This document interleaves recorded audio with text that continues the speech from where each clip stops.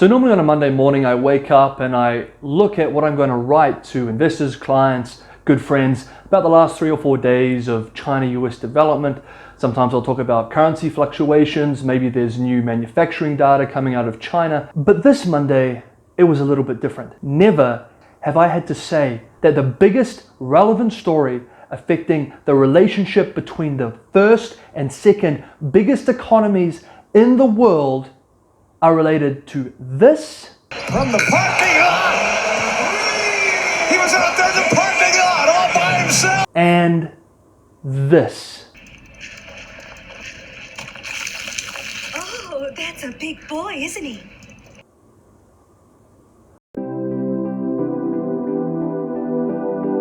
What's up guys, it's Tony here from China Update. Now normally we talk about the big macro issues that are affecting China and the world, particularly China-US relations. We don't really talk about the cultural side of things. Today is different because over the last few days something happened. This issue that started with the first South Park and the second NBA story is going to affect the world in 3 big ways. First, the White House will already be talking about this, and I can guarantee that the issues are going to affect the Trump administration's wider trade agenda with China. 2, they'll be talking about this on Capitol Hill. The House will introduce bills as a direct result of what happened over the weekend and the end of last week, and it will enjoy bipartisan support. And 3, this is going to be an election issue in 2020. So what the hell happened? On October 2nd, South Park released its episode entitled Banned, spelled B-A-N-D, in China. Now, one of the main themes discussed in the episode was the relationship of American corporations to the Chinese government. Basically that American companies were censoring themselves and bending over backwards to get into that sweet, sweet mainland Chinese market. It was a funny episode, and like any good satire, it was able to communicate effectively to an American audience a complex but important political issue.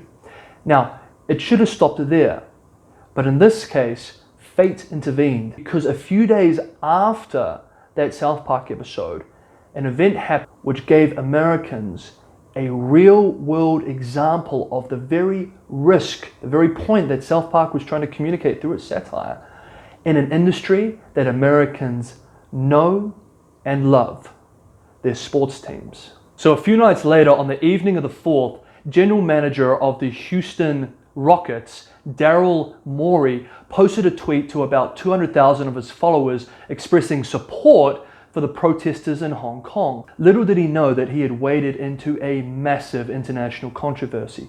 Within hours, there was outrage on the Chinese side, and the tweet was subsequently taken down, but the damage had already been done. The Chinese Basketball Association suspended all activities with the Houston Rockets, a team which was the second most popular in China before the suspension. Corporate sponsors also pulled their sponsorship. And by the next day, the NBA was forced to make an apology to China and the Chinese people. The NBA reaction was also met with intense criticism on the American side. Regular Americans and commentators were angry that the NBA had to apologize for somebody voicing what they believed to be a reasonable opinion in a free country about a country in which they can't even view that message. They saw this as an example of companies pandering to China to keep themselves in the market.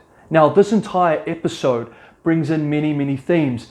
It shows how sensitive the Hong Kong situation is at the moment. It's an example of how companies need to be very careful when it comes to PR in China. It shows the balancing trick that companies need to make to show that they're a progressive company in the United States while also pleasing censors in the People's Republic of China to stay in the world's second biggest market. These 2 stories together, the South Park satire with the real-world example, provided an incredible 1-2 punch that I think is going to be potent for many Americans who have witnessed this. We're already seeing the political consequences with major politicians on both sides of the aisle stepping forward, criticizing the NBA and identifying this as a serious political issue. Like I said at the beginning, this is going to have massive effects on the China-US relationship. This is not just a news cycle story, it's a big deal, and it's going to have repercussions. What do you guys think of the story? Do you think this is as big a deal as I'm making it out to be? Is this going to have an effect on public policy,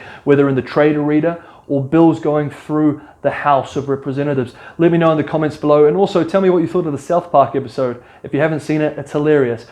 By the way, if you're in China, you might want to use a VPN, because since the airing of that episode, banned in China has been banned in China. See you guys next time.